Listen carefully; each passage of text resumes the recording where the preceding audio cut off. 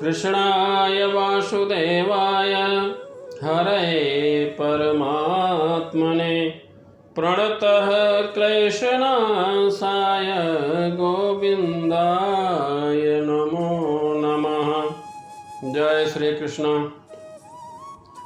यथैधांसि समिद्धो अग्निर्भस्मात् कुरुतेऽर्जुन ज्ञानाग्निः सर्वकर्माणि भस्मसात् कुरुते तथा।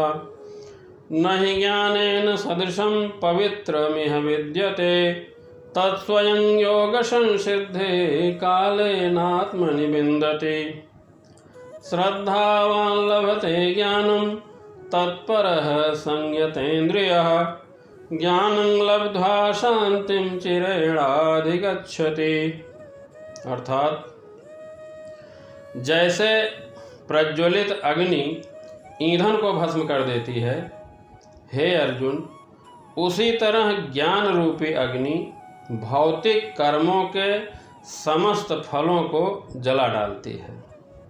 इस संसार में दिव्य ज्ञान के समान कुछ भी उदात्त तथा शुद्ध नहीं है।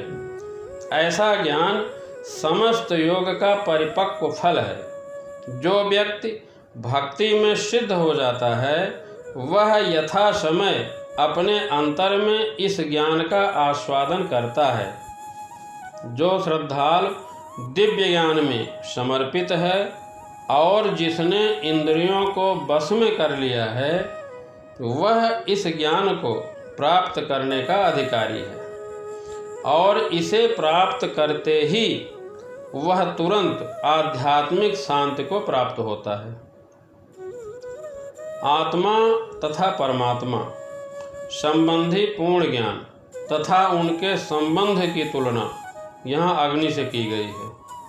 अग्नि समस्त पाप कर्मों के फलों को जला देती है और पुण्य कर्मों के फलों को भी भस्मसात करने वाली है। हमारे कर्म फल की कई अवस्थाएं हैं, जैसे शुभारंभ, बीज, संचित आदि आदि। लेकिन जीव को स्वरूप का ज्ञान होने पर सब कुछ भस्म हो जाता है, चाहे वह पहले का हो या बाद का।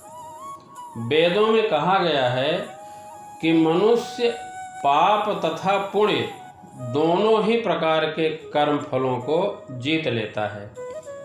देखिए, जब हम लोग दिव्य ज्ञान की बात करते हैं तो हमारा प्रयोजन आध्यात्मिक ज्ञान से होता है। दिव्य ज्ञान के समान कोई ज्ञान नहीं है और अज्ञान ही हमारे बंधन का कारण है और ज्ञान हमारी मुक्ति का साधन है। आध्यात्मिक ज्ञान हम लोगों को भगवान का पथिक बनाती है और अज्ञान में पतन की ओर ले जाती है।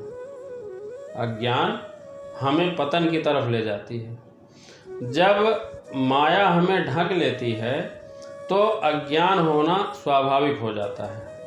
माया न ढके उसके लिए भक्ति की शरण में जाना होगा। तो यह आध्यात्मिक ज्ञान भक्ति का परिपक्व फल है।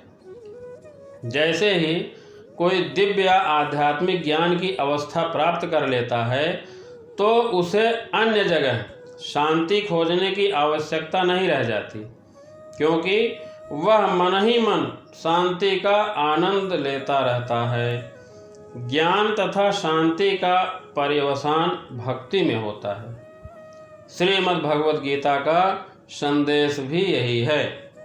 श्री भगवान में दृढ़ विश्वास रखने वाला व्यक्ति ही इस तरह का आध्यात्मिक ज्ञान प्राप्त कर सकता है और आध्यात्मिक ज्ञान प्राप्त कर लेने के बाद आदमी भगवदानंद हो जाता है।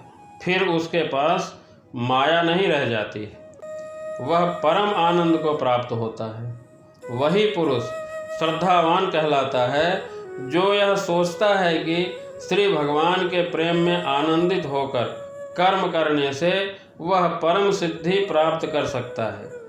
यह श्रद्धा भक्ति के द्वारा तथा हरे कृष्ण कृष्ण कृष्ण हरे हरे हरे राम राम राम हरे हरे मंत्र के जाप द्वारा प्राप्त की जाती है, क्योंकि इससे हृदय की सारी भौतिक मलिनता दूर होती है।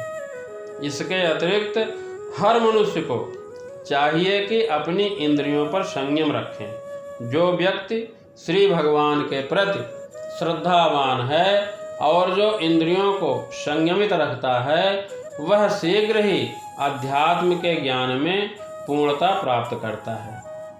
भक्त को भगवान से प्रत्यक्ष रूप से संबंधित होना चाहिए। जैसे ही कोई श्री भगवान का भक्त बन जाता है, तुरंत उसका सीधा संबंध भगवान से हो जाता है। भक्त तथा भगवान के बीच 5 प्रकार का संबंध होता है। कोई निष्क्रिय अवस्था में भक्त हो सकता है, कोई सक्रिय अवस्था में भक्त हो सकता है, कोई सखा रूप में भक्त हो सकता है, कोई माता या पिता रूप में भक्त हो सकता है, कोई दंपति या प्रेमी के रूप में भक्त हो सकता है। जैसे अर्जुन का श्री भगवान के सखा रूप में भक्त थे। मीराबाई भगवान को पति रूप में मानी थी। जब मनुष्य जीवन के वास्तविक प्रयोजन को भूल जाता है, तो श्री भगवान विशेष रूप से उसी उद्देश्य की पुनः स्थापना के लिए अवतार लेते हैं। तब भी असंख्य जागृत हुए लोगों में से कोई एक होता है जो वास्तव में अपनी स्थिति को जान पाता है। भगवत गीता का संदेश इसलिए दिया गया है। श्री भगवान जीव पर विशेष कृपालु रहते हैं और इसी उद्देश्य से उन्होंने अपने मित्र अर्जुन को अपना शिष्य बनाकर भगवत गीता का प्रवचन किया, ताकि जीव का कल्याण हो सके। जय श्री कृष्ण।